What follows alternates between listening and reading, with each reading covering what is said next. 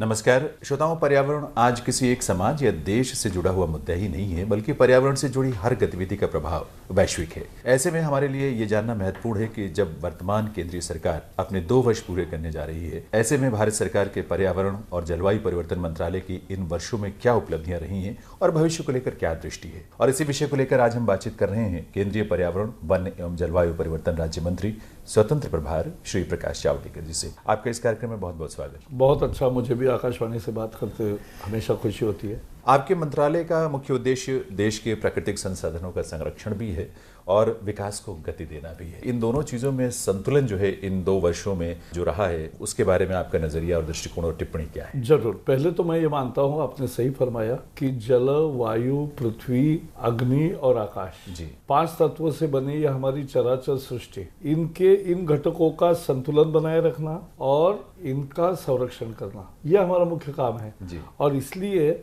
हवा शुद्ध रहे, पानी शुद्ध मिले, भरपूर मिले, अच्छा मिले और उसके साथ साथ प्रदूषण ना हो।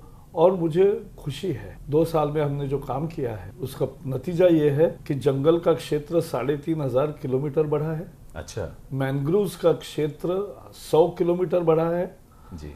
प्रदूषण कंट्रोल्ड हुआ है, कम हुआ है और उसका बेटर मॉनिटरिंग हो रहा है। उसके साथ साथ आज वाइल्ड लाइफ हमारा बहुत रोबस्ट ग्रोथ है जी।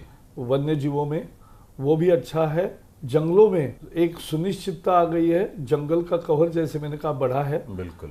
प्रदूषण पे भी मात की है और नदियों और गंगा में होने वाले औद्योगिक प्रदूषण की मात्रा भी 1/3 कम हुई है जी। तो ये बड़ी सफलताएं है हमारी। हम जिस उद्देश्य के लिए प्रकृति की रक्षा करना का मुख्य काम है वो कर रहे हैं और साथ ही साथ हमने जो पाया है वो महत्वपूर्ण ये है कि विकास शाश्वत हो। विकास और पर्यावरण की रक्षा एक दूसरे के शत्रु नहीं है, दोनों हाथ में हाथ डालकर एक साथ चल सकते हैं, ये हमने दिखा दिया। और इसलिए 10 लाख करोड़ के निवेश के 2000 लगभग प्रोजेक्ट्स को मान्यता दी गई है और मान्यता पारदर्शी प्रक्रिया से पर्यावरण की शर्तों के जरा स्ट्रिंजेंट करते हुए वो किया है और उसके 10 लाख रोजगार का पोटेंशियल जो अटका पड़ा था फाइलों में वो मुक्त हुआ है, तो अब वो धरातल पे आ रहा है। तो ये एक बड़ा अच्छा है। अनेक सार्वजनिक सड़क, बिजली के तार, इरिगेशन के कैनाल, रेलवे लाइन, ये सब ठप पड़े थे, वो हम सबने मान्यता दी है। सभी राज्यों के साथ भेदभाव न करते हुए ये काम किया है। तो सारे सार्वजनिक महत्व के, पब्लिक इंपॉर्टेंस के सारे प्रोजेक्ट्स को मान्यता दी है। और लास्ट बट नॉट लीस्ट, दुनिया में भारत का डंका पीटा है पेरिस और लीमा में, और पेरिस समझौते में प्रधानमंत्री के नेतृत्व के कारण और भारत ने ली हुई जो कार्य योजना है उसके कारण भारत का लीडरशिप, मैंने जैसे कहा, डंका बजा है जी। और भारत के नेतृत्व को सबने स्वीकारा भी है जी। दरअसल क्या था कि एक समय था जब पर्यावरण मंत्रालय में फाइल आने का मतलब कि एक लंबे समय तक अटके रहना, तो पारदर्शिता और बहुत त्वरित गति से वहां पर निर्णय लिए गए हैं और उसका परिणाम जो है, और सुपरिणाम कहना चाहिए, कि हमें देखने को भी मिलता है और भविष्य में भी मिलेगा। मैं आपको बता रहा हूँ, हमने नीतिगत फैसले किए जी, पहला। दूसरा, हमने प्रक्रियाएं पारदर्शी की, सरल की। तीसरा, हमने विकेंद्रीकरण किया, बहुत सारे काम रीजनल ऑफिस और राज्यों को दे दिए। और चौथा काम हमने किया कि इसमें जहां देरी होती थी स्टैंडर्डाइजेशन करके देरी को खत्म किया। और इसके कारण जिस पर्यावरण मंजूरी को 2004 से 2014 में औसतन 600 दिन लगते थे जी, आज 190 दिन में मिलने लगा। और 580 दिन वन विभाग के मंजूरी को लगते थे, वो आज 180 दिन पे आ गया। और ये मैं 100 दिन में दोनों लाऊंगा और 1 साल में, क्योंकि अब जहां जहां भी डिलेज है वो एड्रेस करके हम उसको आगे बढ़ा रहे हैं। जी जावड़ेकर साहब, क्लाइमेट चेंज या जलवायु परिवर्तन एक बहुत बड़ी चुनौती है, वैश्विक स्तर पर ये चुनौती है। इसको लेकर राष्ट्रीय स्तर पर कोई एक्शन प्लान इस तरह का जो कि हम आम जनता भी जिससे के साथ जुड़कर जो लक्ष्य आपने निर्धारित किया उसको हासिल करने में मदद? बिल्कुल ऐसा है। आज लोग देख रहे हैं और समझ रहे हैं कि बेमौसमी वर्षा का चक्र बढ़ गया है, सूखे का चक्र और तीव्रता बढ़ गई है। अब बाढ़ आते हैं तो बाढ़ की तीव्रता और संख्या भी बढ़ गई है। चक्रवात या हिमप्रपात की संख्या भी बढ़ रही है। समुद्र की पानी हर साल थोड़ा थोड़ा ऊपर आ रहा है। तो ये जो सब हो रहा है ये जलवायु परिवर्तन है, जिसके लिए भारत जिम्मेवार नहीं है। ये तो विकसित देशों ने जो अंधाधुंध विकास का उस समय काम किया, कोई भी मानक न पकड़ते हुए, और इसके कारण आज जो कार्बन उत्सर्जन दुनिया भर में है, उस कार्बन उत्सर्जन में भारत का हिस्सा केवल 3% जो ऐतिहासिक है। आज जो परिवर्तन हुआ है उसके कारण जी। और केवल हमारा योगदान 3% है। विकसित देशों का 70% से अधिक है, चीन का 10% है। तो उसको मिलकर हमारा नहीं है, लेकिन हम भुगतभोगी है।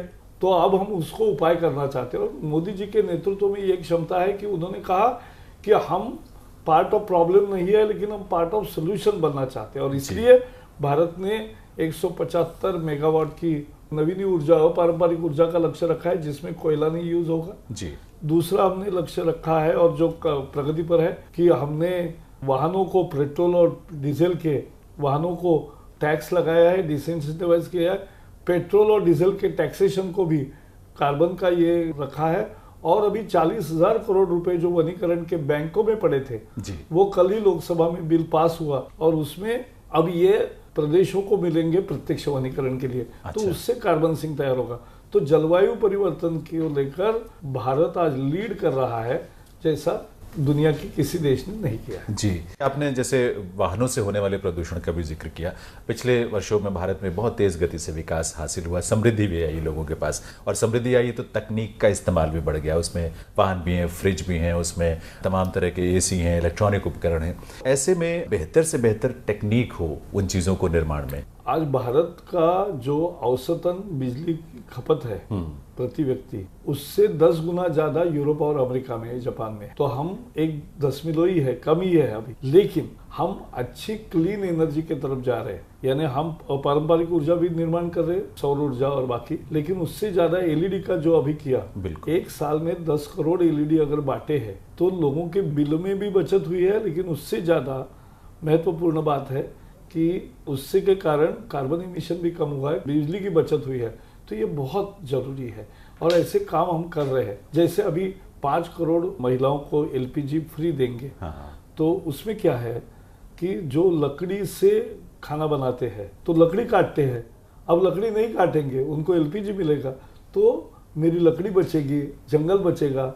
तो ये अच्छी चीज़ है। आप बहुत सशक्त ढंग से इस बात को उठाते हैं कि हमारे पर्यावरण जो है वो बेहतर होगा तो हमारा जीडीपी, हमारा ग्रोथ भी अच्छा होगा। जिसे शाश्वत मूल्य कहते हैं, वैसे शाश्वत विकास की प्रणाली है जी। इससे सस्टेनेबल डेवलपमेंट है और इसलिए शाश्वत को ही कायम रहना है, वही हमारा काम होगा। और हम हर चीज में लोगों का सहभाग भी लेंगे, लोगों के सहयोग से ही पर्यावरण शुद्ध बनेगा। अगर दिल्ली का प्रदूषण है तो हमने बहुत सारे काम किए 5 राज्यों को मिलकर, लेकिन आखिर जब तक जनता अपने वाहनों को साफ सुथरा नहीं रखेगी, जब तक वो मेंटेनेंस प्रॉपर नहीं करेंगे, कंजस्टेड लेन अवॉइड नहीं करेंगे, लेन डिसिप्लिन का पालन नहीं करेंगे, नजदीक के काम साइकिल से नहीं करेंगे या चलकर नहीं करेंगे, बिल्कुल, तब तक प्रदूषण ऑटोमेटिक कम नहीं होता। लेकिन उसका भी एक बड़ा फैसला हमने लिया है कि अब प्रदूषण को कम करने के लिए 2020 में ही भारत 6 मानक का, यानी बहुत उच्च दर्जा का, दुनिया का सबसे बेहतरीन डीजल और पेट्रोल की क्वालिटी भारत में मिलेगी और वैसे ही वाहन भी बनेंगे। तो उससे पूरे भारत में वाहनों से होने वाले प्रदूषण में 90% कमी आएगी जी। तो ये हम कर रहे हैं। औद्योगिक प्रदूषण का भी अभी हमने प्रणाली की 3400 उद्योग है देश में बड़े कि जिनसे प्रदूषण होता है, हवा में भी होता है और पानी में भी होता है, क्योंकि गंदगी पानी में जाती है, केमिकल है, बाकी है। तो उस पर हमने प्रक्रिया करके उनके मानक और स्ट्रिंजेंट किए हैं और उस पर एक 24 घंटे निगरानी रखने वाला मशीन बिठाने को कहा है। अब वो मशीन से मेरे पास किसी भी एक मानक पर किसी एक कल कारखाने में देश भर में अगर 15 मिनट भी प्रदूषण ज्यादा हुआ तो तुरंत मैसेज मुझे आता है। तो मॉनिटरिंग उसकी बहुत अच्छी मॉनिटरिंग शुरू हो गई जी। मालिक को भी जाता है, मैनेजर को जाता है। आज हमने 264 उद्योग ऐसा न करने पर जो प्रदूषण फिर बार बार कर रहे हैं उनको हमने बंद किया है। कुछ ऐसे क्षेत्र हैं जैसे अगर उदाहरण के तौर पर कहें कृषि का क्षेत्र है, वहां भी एक तो केमिकल्स, फर्टिलाइजर्स, पेस्टिसाइड्स ये सब इस्तेमाल बहुत ज्यादा होते हैं, उससे धरती की गुणवत्ता खराब होती है और नीचे का पानी भी खराब होता है। नहीं, इसलिए पानी अपने यहाँ जो खराब होता है, दुर्भाग्य की स्थिति यह है कि 70 साल के आजादी के बाद भी जी आज सारा मैला शुद्ध करने का काम नहीं हो रहा है। 85% मैला बिना शुद्ध किए ही पानी मैले का वो वैसा ही गंदगी पूरे पानी में जा रही है, इसलिए सब जगह का पानी गंदा हो गया पिछले 50 साल में जी। तो ये अब ठीक करना है, इसलिए गंगा ये शुरुआत है। लेकिन गंगा में अनेक कारणों से जो प्रदूषण होता था, तो औद्योगिक प्रदूषण भी होता था। हमने एक एक फैक्ट्री पर बहुत निगाह रखी और काम किया, मुझे खुशी है बताने में, और जिसका प्रधानमंत्री ने भी उल्लेख किया कि ब्लैक लिकर आना बंद हो गया, काली शराब जिसे बोलेंगे जी। डिस्टिलरी, ये शुगर फैक्ट्री से आती थी और डिस्टिलरी से आती थी जो स्पेंट वॉश बोलते हैं, तो वो भी बंद हो गया। तो उससे पानी की शुद्धता में एकदम परिवर्तन होता है, औद्योगिक प्रदूषण कम आई है। अभी धीरे धीरे सब जगह होगा, 4-5 साल में हम पूरी तस्वीर बदल देंगे देश की। आपने गंगा की बात की तो एक बात ध्यान में आया, क्योंकि भारत सरकार की ये बहुत तेजी से इस पर काम हो रहा है कि परिवहन के जो वैकल्पिक साधन है या माध्यम है उनका प्रयोग किया जाए, जिसमें जल परिवहन या जल मार्ग का ज्यादा से ज्यादा विकास बहुत एक तो आवश्यक है। गंगा में और वाटरवेज 106 नदियों में वाटरवेज का बिल शिपिंग मंत्रालय ने पास भी किया, पार्लियामेंट ने, संसद ने, और नितिन गडकरी जी के नेतृत्व में जो काम चल रहा है, और रेलवे, हाईवे, गंगा, इन दोनों के किनारे हम पार्टनरशिप में पूरा वन तैयार करने का हमने किया। आज भारत में कोई भी किसान या कोई भी आदमी पेड़ लगाने को डरता है कि पेड़ लगाएगा, बढ़ेगा, लेकिन कभी कभार काटने की बारी आएगी तो काटने नहीं देते। अब हमने ये नियम किया है कि ऐसे प्लांटेशन बढ़ाओ, उसकी पेड़ की खेती करो, चलेगा जी, क्योंकि उससे नए नए पेड़ निर्माण होते रहेंगे, आपको भी आय मिलेगी। आज हम 40,000 करोड़ की लकड़ी आयात करते हैं, उसके बदले यहाँ क्यों ना पैदा करें। बिल्कुल। तो ये एक नियमों का सरलीकरण करके और ये सब लोग पेड़ लगाए, इसके लिए हम प्रोत्साहन देने वाले हैं।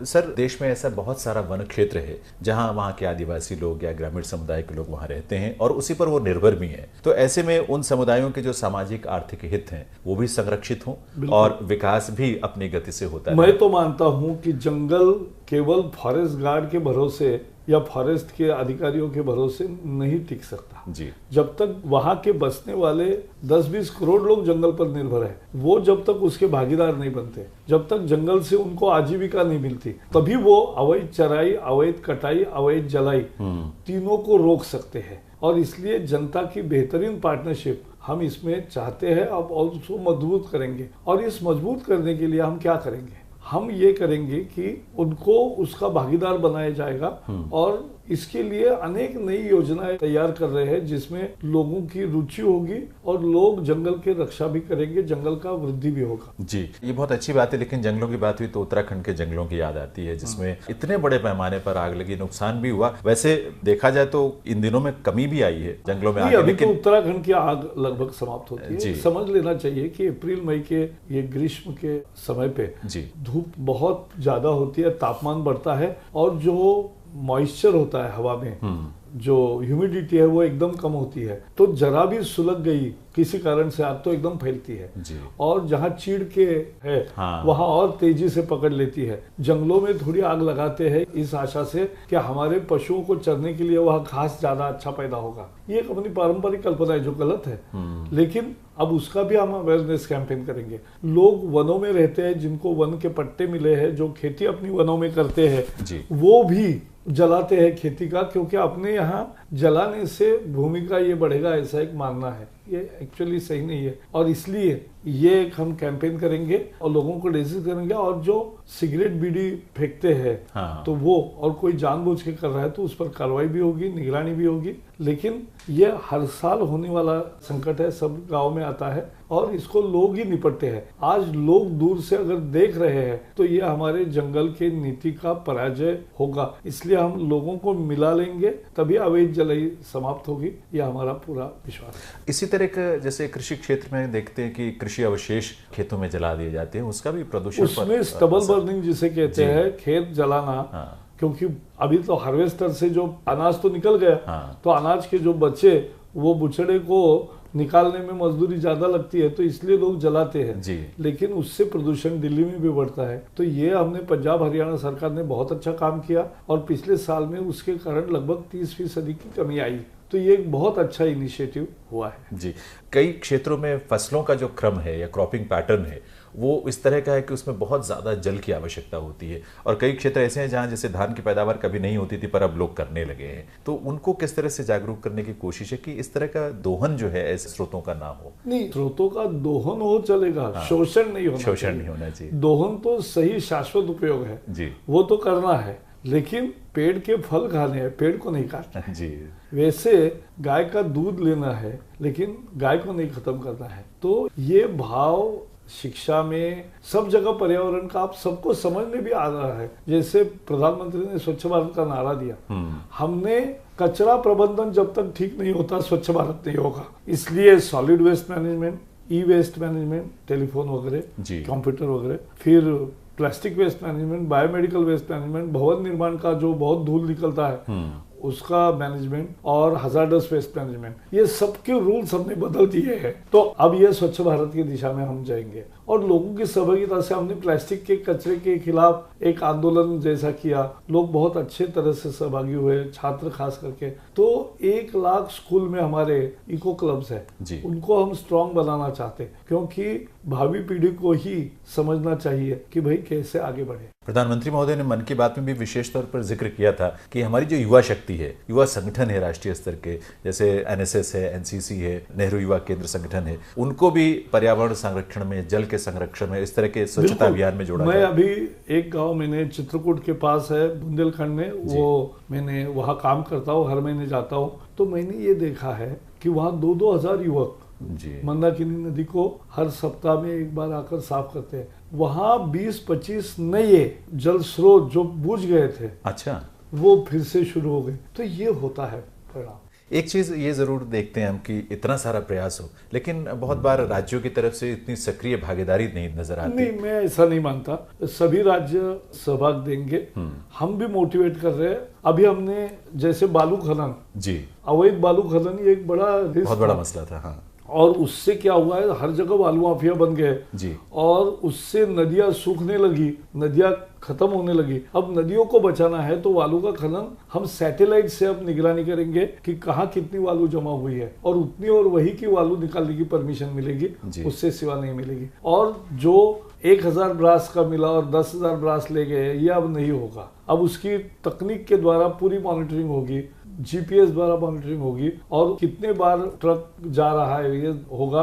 तो इससे एकदम बालू माफिया को हम समाप्त करेंगे। जी, बहुत अच्छी बात है। अगर अंतर्राष्ट्रीय स्तर पर देखें सर, तो तमाम विकासशील देश हैं, भारत ने उनका प्रतिनिधित्व किया है तमाम अंतर्राष्ट्रीय मंचों पर पर्यावरण को लेकर। भविष्य में और जो आपका रोड मैप है अंतर्राष्ट्रीय स्तर पर पर्यावरण को भारत के नजरिए से, वो क्या होगा? नहीं, निश्चित रूप से हमारा जिम्मेवारी से चलने वाला देश जो होता है, जो लोगों को दिशा भी दर्शाता है और विकसनशील देशों के हितों की भी रक्षा करेगा, ये हम सब करेंगे। और जो पेरिस में हमने कर दिया, सभी विकसनशील देशों की एकजुटता बनाने में भारत की प्रमुख भूमिका रही। पहले हम नकारात्मक भूमिका वाले देश ऐसा समझे जाते थे, इस बार हम प्रोएक्टिव रहे और इस बार हमने एक काम मजबूती से किया। जी, आपका बहुत बहुत धन्यवाद मंत्री महोदय, इतनी सारी जानकारी और बातचीत के लिए, और शुभकामनाएं भी भविष्य के लिए। श्रोताओं, श्री प्रकाश जावड़ेकर जी, जो कि पर्यावरण, वन और जलवायु परिवर्तन राज्य मंत्री स्वतंत्र प्रभार भारत सरकार हैं, उनसे पर्यावरण से, वन से संबंधित या जलवायु परिवर्तन से संबंधित ये तमाम बातचीत हमने आपके लिए प्रसारित की है। बहुत बहुत धन्यवाद।